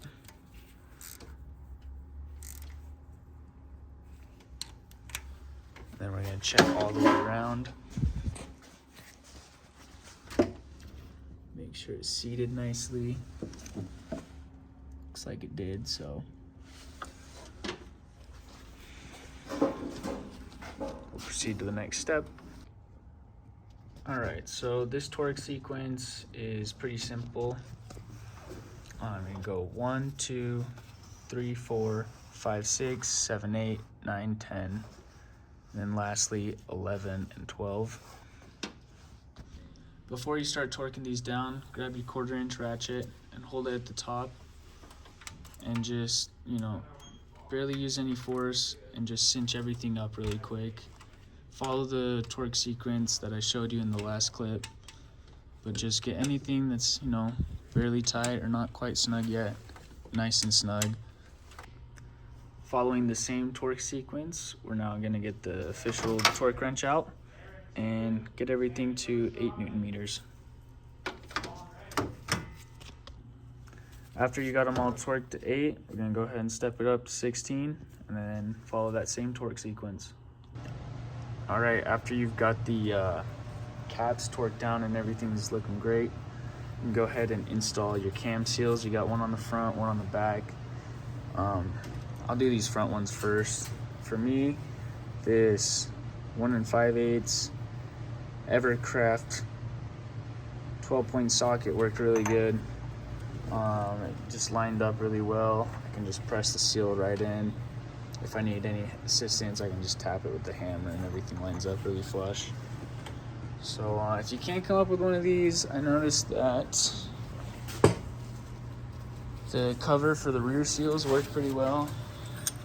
You can just put it on there and help slide it around. The only problem is you do have to work it past these notches, so you'll need a bigger socket of some sort just to, that's not gonna work. Basically, you'll need a bigger socket so you can kind of work it in underneath those grooves, because there's one right here and there's one up there. Here are the rear cam seals. This is what they look like. This is one of them. You have this sink portion on the inside and then just the black housing on the outside. To install them, you can slide them in from behind when the cam is already installed and the cam caps are in, or you can just install it right away before you install the cam. Doesn't really matter, either one works, but they just slide right in. They're pretty simple. Behind it you have this guy. It's got kind of a rounded side and a flat side. I'll just put the flat side towards the seal, and then you'll have two 10mm to torque down. Keeps everything in place. All right, here's a view of that rear cam seal on the driver's side, all bolted down. Torque spec for these two bolts is 4.9 Newton meters. Everything we just did to the driver's side cylinder head, we're gonna repeat on the passenger side. So we'll start by greasing up all these journals, and then we'll grease up the cam, set the cam into place. We'll put the, kind of got a little bit of grease on the camera lens here, so bear with me, but I'm just gonna show you guys real quick how I slide these cam seals in with my handy dandy saw kit.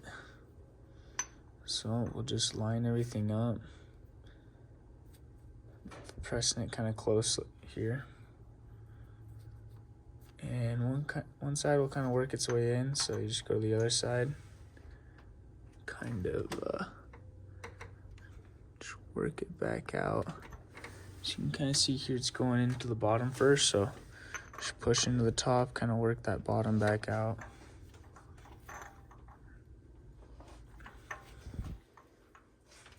And you always want to do your best to press them in straight so you don't get this binding, but I'll just give it a couple of jigs with the hammer and it'll be good. All right, so here's what it looks like when you got it pressed in all the way. Just even all the way around, basically, with the bottom half. There's a little bit of protrusion up in the top, but that's normal because if you look here, so you get the lighting.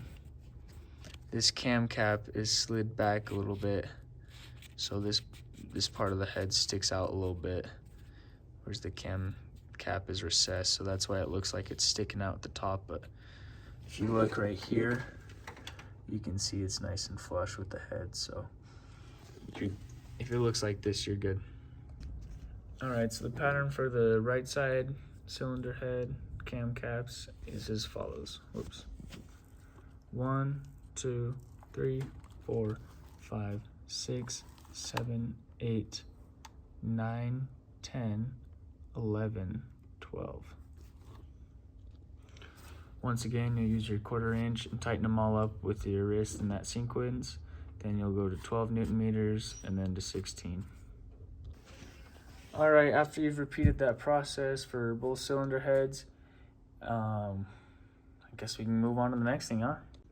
If you're planning on taking your time with the build, I recommend just setting the valve covers on or something like that. Plug up the intake ports. Exhaust ports, you don't really have to worry too much because it's not like anything's going to fall into them. But, you know, just cover up your cylinder heads, keep them clean. Don't want any gremlins getting in there. All right, we got our little wire here for the knock sensor. Here's the part number for it. If you guys like to order that on your own and get it replaced while you're in here, highly recommend so. This fresh wire is really nice. It's got some nice flex to it. Don't have to worry about it snapping or breaking on me, so that's nice. Before I slide this manifold on, I'm gonna take the time to brush out all this excess gasket material. So we got that all cleaned up. Along with that, we cleaned up where the actual gasket mounts to. That way we don't have to deal with any exhaust leaks. All right, one last thing before we get the exhaust manifold fully installed. One of the gaskets has a little slit right here. As you can see, this one does not. So make sure you put the one with the slit on the side with the EGR bullshit. Okay, we finished all of our exhaust work. We cleaned up all the old gasket stuff and got everything loosely installed. I feel like it would be much easier to have all these torqued down, including the heat shield. Not so much the crossover back there, but just the exhaust manifold itself. That goes for both sides. It doesn't look super tight on here, on this side, but that steering column, it doesn't give you very much space to wiggle everything in there.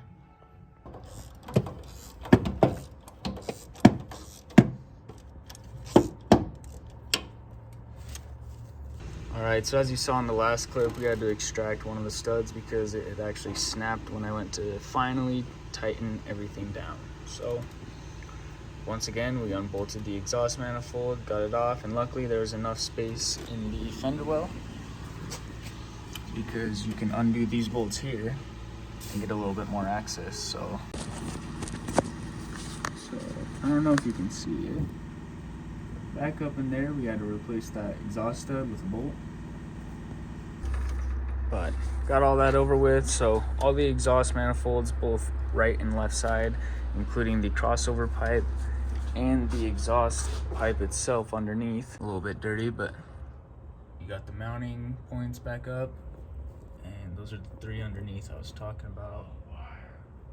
So everything as far as exhaust goes is all torqued down. Another stud I had to replace was this one. That was the one that broke when we were removing everything. Moving on from exhaust, we want to make sure we get our little 10mm bolt back up in here to get that water inlet nice and secure. All right, next up we're going to reinstall this guy back to where he goes, which is, let me set him down real quick. That part right there. It's not this front one, it's this back one back here. After you have this fella loosely fitted on there, you're gonna take your slave line bracket, it's that one back here, that rusty looking guy, and we're gonna get him mounted back up with these 2 14mm bolts. All right, we got the slave line bracket mounted to the head and the EGR thing. You got one bolt that goes to the back there, and the other that goes to the back right there. I guess right there. Anyways, now that that's on, let's go ahead and slide our oil dipstick in. All right, we got our alternator bracket cleaned up, so we're gonna go ahead and slide that on. Goes right up in here. I'll give you a look in a second. Here's how the oil dipstick, alternator bracket, and the ground wire all mount up. Oil dipstick down here. Got one bolt for your alternator bracket right here, and then the ground goes behind the bracket right there, or in front, whatever you prefer. After you got your alternator bracket mounted back up, you can go ahead and mount up your rear timing cover. Got 6 10mm bolts. Hello. After you got those tightened down, we can go ahead and grab our cam gears, both right and left. Got my right side gear over here, my left side over here, so we'll install this right one first. All right, so we're gonna go ahead and slide this little dowel pin in.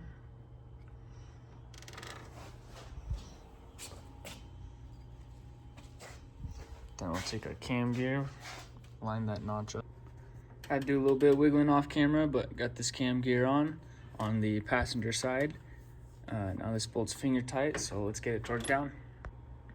Just like before, we'll get our end wrench, stick it on here, and then we'll get our torque wrench this time, and we'll stick it on there, and the torque spec is 109 Newton meters. Alrighty, so we've got our 27mm on the cam. We've got our 17mm socket on the cam pulley bolt, along with 109 Newton meters is the torque spec. So let's see if I can get you guys a decent angle here. I can't really film and do this part at the same time, but I'll have my left hand on this tightening and my right hand on that, keeping it steady. All right, after you got that torqued down, we're gonna go and repeat that on this side. All right, we got our cam gears all torqued down. This one I actually had to redo because I noticed the dowel on this one went in a lot smoother and a lot deeper. So I pulled this one back off, got the dowel properly seated, and torqued it back down, so now I can finally move on. So after you've got your cam gears torqued down, may as well go ahead and throw your valve covers on. So I'll show you the torque sequence for that. What you'll want to do is get everything finger tight, of course, and then you've got 11 10mm bolts, and you're gonna want to tighten them in this order. So first, second, third, fourth, fifth, sixth, seventh up here, eighth one right here, 9th, 10th, and then the last one, the 11th right here. So you repeat that process a couple times, just slowly torquing them down. The actual torque spec is 5.4 Newton meters, so go ahead and slowly work your way there. All right, here's the torque sequence for the passenger side valve cover. 1, 2, 3, 4, 5, 6, 7, 8, 9, 10, and 11. After we got our valve covers torqued to spec and they're looking nice and good, I went ahead and threw in a new PCV valve and grommet. I've got the part numbers over here. So there's the PCV valve grommet. And then here's the PCV valve that I used myself.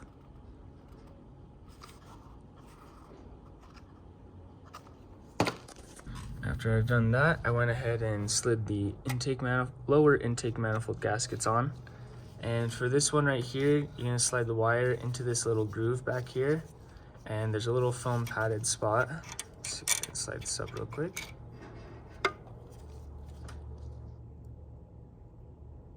All right, you can see right there, this is the spot that you're gonna insert into the little groove.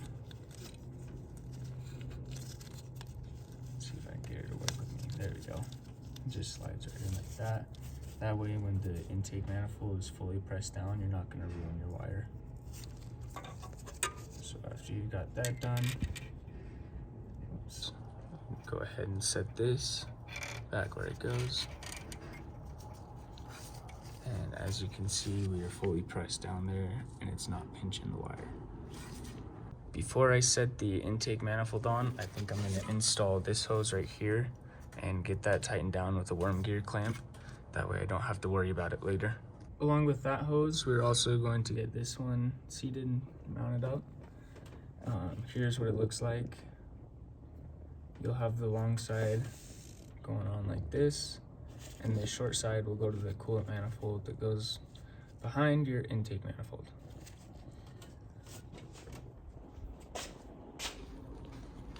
So here's the part number for that. And here's the part number for the other one I'm replacing. Just goes on like that. Something like that. Alrighty, we got that hose installed and that hose installed. So now we're gonna install the intake manifold. Everything's been nice and surfaced and cleaned and yada yada yada. So we're gonna flip it up over and put it on there. Quick reminder, make sure you also clean up the top side of this while you have it off. It's a lot easier. And then front, back. All right, there's a couple random little seals you need to have on your intake manifold on this lower part. So you've got these that go in there, 6 of them total. And then you got these that go right here. There's 4 of those total. 1, 2, 3, 4. 1, 2, 3, 4, 5, 6. Now if you want, you can order new injector seals, which will give you this new seal down there at the bottom. It's really easy to push in, push out. That's why there's a bunch of grease in there. And then if you want, you can replace this O-ring, but mine honestly does not feel terrible, so I'm just gonna throw it in there. So after you got all your grommets in place and all your bushings, you can torque down the 12 bolts and the 4 nuts to 18 Newton meters. After you get your lower intake manifold bolts torqued down, you can go ahead and move on to these 4 with this pulley. Should come in your water pump / timing belt kit. Torque spec is the same as the intake manifold, 18 Newton meters. After you got your pulley torqued down, you can go ahead and get your fuel rails in with your fuel injectors. Make sure as you're installing them, you rotate them back and forth. That way they slide in without tearing up any of the O-rings. Torque spec for the 4 nuts is 14 Newton meters. Before installing the fuel rails, you might want to install this guy so you don't got to fight him with an open end wrench. Also on the threads, if you take them out and clean them up, I recommend this stuff right here. We're gonna kind of redirect ourselves towards the timing again. I got the tensioner set into place, as you can see here. It's only finger tight right now, but all right, we went ahead and threw our timing belt on. We've got the markings aligned there. And there. Along with right there on the crank pulley. the timing marking on the bottom, you line it up with that little dot on the crank. All right, we went ahead and set our lower timing cover in place. Keep in mind there's 3 dowels behind all those bolts. You gotta really get that thing lined up before you bolt it down. That way you don't ruin it. Anyways, moving on. Oh, before we move on, torque spec on these is 8.3 Newton meters. After you got your lower timing cover on, you can go ahead and slide the fan clutch bracket thing. Get that mounted on there. Torque spec for, let's see, this bolt, and then soon to be this nut, and this bolt, 41 Newton meters. So go ahead and get that together. So once all your markings look good and you're all lined up, you can go ahead and install your tensioner. Two 12mm bolts, torque spec on those is 25 or 27 Newton meters. And then, you know, double check everything. Once it's all good, go ahead and pull your pin, and we're gonna install the crank pulley next. Go ahead, get that lined up, slid in there, and then you're gonna tighten the bolt by hand first, and then we're gonna get a big old torque wrench on it. All right, we got the crank pulley tightened down, and we went ahead and rotated it twice, clockwise. And if you go ahead and check here on the timing marks, you look at it straight on, we're looking good. Straight on here, looking good. And then let's get the light here. If you look at it directly straight, it's dead on. But if you start looking at it from the side, you can kind of see it's off. So you just gotta make sure you're lined up properly with how you're looking at it. Real quick, if you wanna go ahead and throw your rear timing cover in with these 4 10mm bolts, you can go ahead and do that. All right, we went ahead and loosely bolted up everything power steering related as far as those 2 brackets. So let's go ahead and go over everything real quick. We've got a 14mm bolt right here. It's supposed to be a 14mm nut right here. Mine is a 16 or a 15. And then another 14mm bolt right here. And those are the 3 for this bracket right here. But to get this bracket on properly, you need to get the power steering bracket sandwiched in between the head and this one that we were just talking about. So let me zoom in here so you can see. It's 1 bracket, 2 bracket, cylinder head. So we'll zoom out, and then this bracket right here, of course, uses this 14. It uses the 14mm nut that goes on the engine lift bracket. And then if we come underneath the truck, I believe this is the best angle I'm gonna be able to give you. Let's see here. All right, underneath you have that 14mm right there, shiny one. And those are the 3 that hold that secondary bracket to the power steering pump. So once you kind of get all those lined in, you work those in. Little bracket guy, you got 2 bolts with the number 7 on them. It's this one and this one. And then you've got a 3rd bolt that goes on the back side. And it bolts into that little bracket, and basically this is gonna allow you to adjust the tension on your power steering belt. You'll be able to bring your pump up and down and kind of rotate it. All right, so it looks like I forgot to connect this oil cooler line. So we're just gonna go ahead and do that real quick. So come down here, you can see we're clocked in properly. No, the angle's not the best, but we got the green marks lined up, so we'll get that clamp tightened down. All right, we went ahead and got the alternator mounted up. So you have the long bolt up top, it's just finger tight right now, and then the smaller bolt on the bottom that will allow you to rotate it back and forth. Don't over tighten it right now because we are going to be adjusting that when we install the belts. Also, if you haven't, make sure you got your bracket secured. All right, we're gonna go ahead and throw a new gasket on right there, and we're gonna get the ribbed EGR pipe, and we're gonna slide this bad boy on there. All right, once you got it in there, don't worry about getting it super tight because we're gonna need it loose to get the top part of the EGR on. That way we can have some room for wiggle. All right, we're gonna throw the Dizzy in. I got a new rotor on it, so I'm gonna show you how to clock this properly. Let's see if I can set the camera down. Install your distributor. You're gonna need to line up the two markings here. One on the back and then one on the front. Now we're gonna go ahead and slide this in. Now, when you've got it all lined up, you're gonna slide the distributor in, and your rotor is gonna kind of go up to about 11 o'clock position. That's completely natural. That's what it's supposed to do. All right, we're a little late to the party, but I think we better throw that coolant manifold on before I forget. So I'm gonna do that real quick. I believe there's a gasket for it. All right, we got our gasket in place, kind of. So we'll get that seated and then throw the coolant manifold on top. One thing I do want you to know, if there is a bunch of corrosion on this electric connector right here, go ahead and take a wire brush and get that all cleaned up. And same thing for corrosion on the inside of those terminals. Any leaking spots, if you see any signs of leaking, go ahead and throw some gasket in there.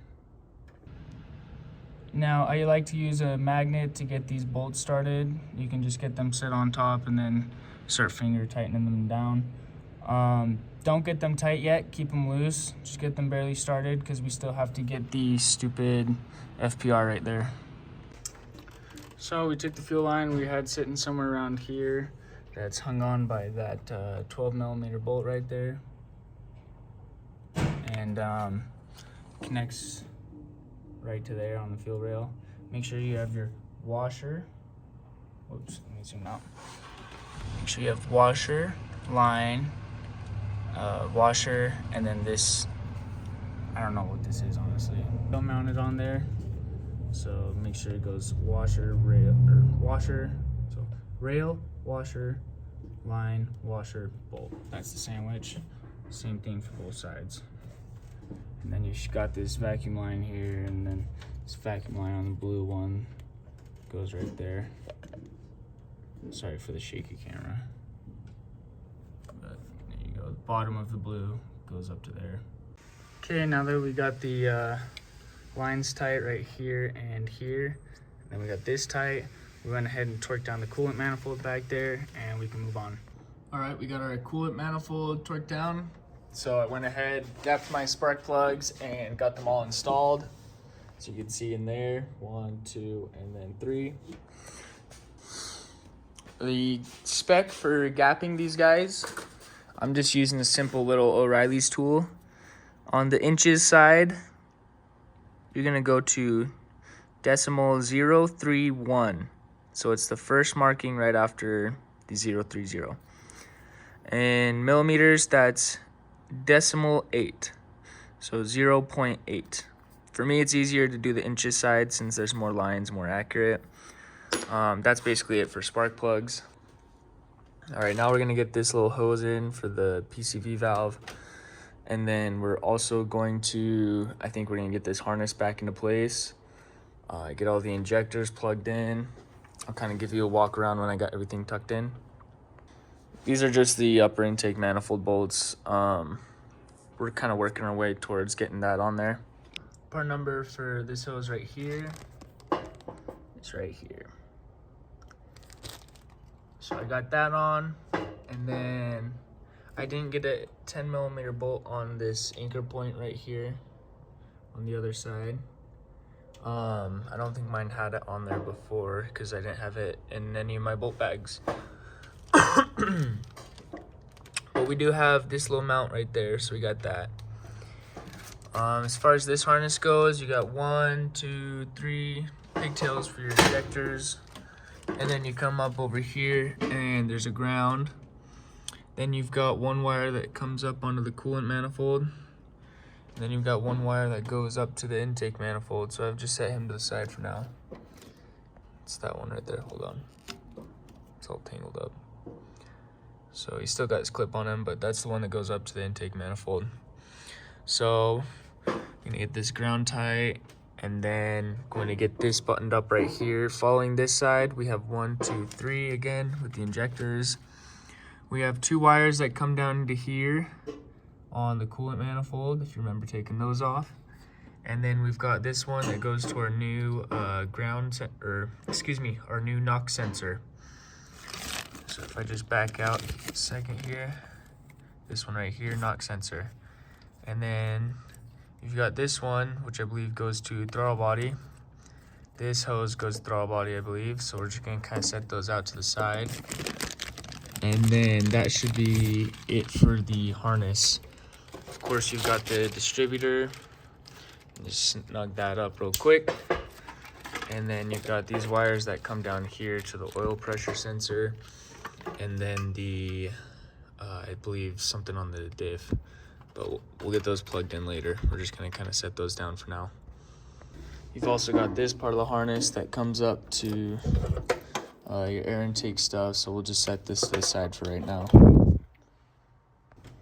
This is the part where you triple check everything. And just sit here, let me get up here. So when I say triple check, I mean make sure this bolt's tight, make sure the rail's on there, make sure your gasket's on there, make sure these are tight, make sure all your hoses are tight, everything's plugged in snug, make sure every nut and bolt is there and it's tight. Make sure everything's plugged in on the coolant manifold, make sure all your hoses are connected and plugged in. The one I forgot just barely as I ended the last clip was this one. It's just another breather hose. I believe he's angled up like that. That's about it. Just make sure everything looks like it's good and there. Just take your time, make sure everything's done. You don't want to have to pull it back off just to realize you got a fuel rail that's loose or some silly thing. All right, we went ahead and set the upper intake manifold on, and now we've got to go ahead and get all these lines in. So first thing I did is just get this one loosely mounted. That way it's in position, I guess. And if I have to move it, it's no big deal. Now it's time for you to recognize all your markings and put them back where they all go. Couple tips, I leave this bottom EGR loose still. That way I can get EGR mounted in really easily. Got a new gasket on here, new gasket here, and then I did a new gasket here with just the gasket maker stuff. So this is the breather hose for the PCV valve. And then a couple of things, don't forget your water hose back here. This one right there. It's kind of hard to see it with everything in the way. But if you look down there, it needs to go on the fitting that's right underneath it. When I get a better angle, I'll show you.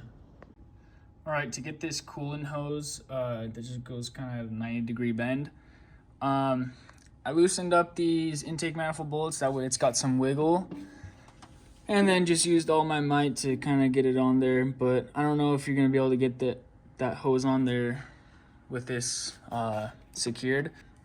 For some of these hoses, you may want to leave the intake manifold unsecured. That way you've got some play. After you've got all your vacuum lines in place and all your water lines and fuel lines, you can go ahead and work your way to the EGR. You have the 12mm bolt right there, and then a 12mm bolt underneath here. As you can see right there. And you also have the pipe fitting right here, pipe fitting right there, and then two 12mm nuts right there. Bottom one, top one. Top one broke, so we turned it into a bolt. Make sure you keep this one loose, this one loose. If you want, you can have your intake manifold loose still. That way you can slide this guy into place pretty easy, get everything real nice, snug and tight, and then you can move on. Moving on, I'm gonna go ahead and torque down the intake manifold. For torquing down your intake manifold, you have the 4 long 12mm bolts, and you have the 2 short 12mm bolts, and then you have the nut in the back and up in the front right there. So get all those torqued down nice and tight. Make sure to pre-lubricate them with some anti-seize and make sure the bolts are nice and clean, all the threads are cleaned up. You do not want to be breaking a bolt when you're this far into the process. I recommend tightening your EGR after your intake manifold is bolted down. Make sure everything's seated properly, of course, and then you can go ahead and take the big wrenches to the pipe fittings, and then the 212mm or the 412mm nuts, 2 up here, 2 below, down at the rib pipe, and then there's the 2 right here, so 6 in total. Torque spec for the intake manifold bolts and the intake manifold nuts is 18 Newton meters. I recommend tightening down the EGR system after you've got the intake manifold torque to spec. That way everything's snug and you don't worry about messing up your gasket potentially. A couple things to note on the back side. We have the ground connection, and then also, let's see if I can get a good angle on it here, 1 second. It's the blue little vacuum fitting, the top one. If you're wondering where that goes, follow it back to right here. So make sure that's connected properly. Make sure your fuel lines are tight. Make sure your clip's in properly so that doesn't wiggle around. Make sure all your connections look really good and they're properly done so they're all in the right spaces. Just go ahead and double check everything. Even if you think you've done it, just double check it. That way you know you've done it. All right, we got our throttle body on. There's the coolant inlet or outlet on the back side. And then we also have this vacuum line that comes up from the back side. Here is the other water line right here. Goes all the way back down to there. And then we have our 2 vacuum lines that gets bolted on with these guys. Comes over here. Number 1 here, got this connected. Everything's basically buttoned up almost. Make sure this is off when you're getting your water line on. Makes it easier. EGR is all buttoned up. Kind of just gonna slowly move on as we go. For the alternator belt, if you don't have a tensioner like mine, where it's just kind of just sitting like that, basically you're gonna have one homie grab it with both hands underneath and just pull on it real tight. And then as he's pulling as tight as he can, you'll just tighten up that bottom bolt, and then you can go up, tighten this top bolt after. I still haven't tightened that one, if I get that. Moving on, I got lower radiator hose, but we need to focus on belts. To get your alternator belt in, you'll want to get the fan clutch pulley. The back one is the alternator, the front one is the power steering, and then the fan clutch itself, of course. So you line it up, that way it's even with this pulley. Then you wrap the belt around the back side of the crank, underneath and up. So first row is alternator, second row is the AC compressor, and the third row is power steering. To get the AC compressor one in, you'll wrap it around the crank, and then the AC compressor over here. And then underneath there is the tensioner right here. It still needs to be tightened. Then lastly, we have the power steering, so you'll start wrapping it around the bottom of the crank, bring it up around the fan clutch, and then get it around this pulley. And to tighten this one, you kind of just push it up and down, pull it up to tighten, push it down a little bit slack. To tighten the pulley down here, you're going to turn this one until the belt's good and tight, and then you'll tighten this front one. That should be it with the belts. After you get the belts in, you can get the fan clutch in. Make sure your belts are really tight, and then it makes it easy to get the nuts for the fan clutch in. After you got the fan clutch in, you can go ahead and throw your radiator in. Just get it in place with these 1 bolts, 2 bolts, 3 bolts, 4 bolt down there. And then you can take these clips off the shroud and then separate the shroud into 2 pieces. Just slide it in between the fan and the radiator, and then clip it all back together. Make sure you have this little tab right here aligned when you go to put the bottom part of the shroud on. You can see it kind of falls out sometimes. You push on it weird. I'm missing a 4th bolt for my fan shroud. I only had 3 in there, so I'll add a 4th one. And that's about it for what I've done so far. So next we are gonna get the spark plug wires in, the ignition wires, whatever you want to call them. We're gonna get the alternator plugged up, buttoned up.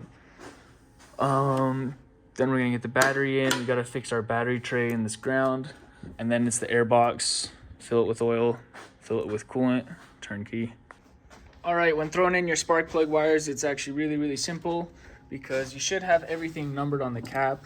As you can see, we got 3, 5, 1, 6, 2, 4, and then the center one.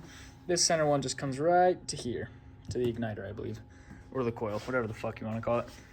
Anyways, carrying on. So on the passenger side, from front to back, it goes 1, 3, 5.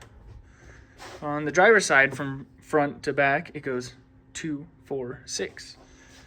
So if you got cables that are labeled, it makes it super easy. We're gonna get the alternator plugged up, buttoned up. Then we're gonna get the battery in. We gotta fix our battery tray in this ground, and then it's the air box. Fill it with oil, fill it with coolant, turnkey. Okay, so that's all the recorded footage I have for you guys. I will make it up with a cold start at the end of this video on this same engine. Basically, yeah, those were the last things to do. Fill it with fluid, finish connecting the electrical, includes the battery, includes the mass airflow sensor and the air box, and that was basically it. Turn the key, set the timing. There's plenty of information on how to do that online if you didn't know how to do it yourself. But again, I wish I could have included it in this video. So here's everything all buttoned up. Here's how she looked when we first pulled her out of the garage at Japanese Auto Parts Inc. in Lehi, Utah. This is after her bath. And that's pretty much it, guys. Thank you so much for watching. I hope this helped someone out there doing a head gasket or working on a 3.0. Anyways, here is the cold start. Here we go. We got a 1995 Toyota 4Runner. This one's got the 3VZ. We're doing another cold start today. Haven't even fired her up this morning. Sorry for the excess noise. We're on the side of the road once again. This is the one that has the fully rebuilt engine and everything. We're going to demonstrate cold start. Keys are already in it. The clutch start cancel switch works, so I'm just going to demonstrate that really quick. Let's see here. Put my finger on it.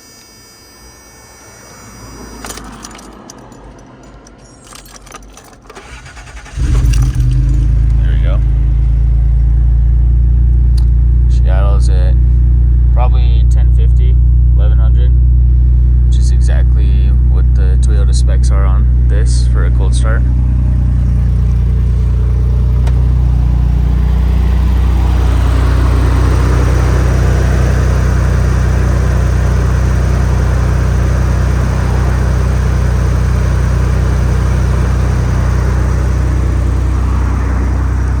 Anyways, thanks for watching.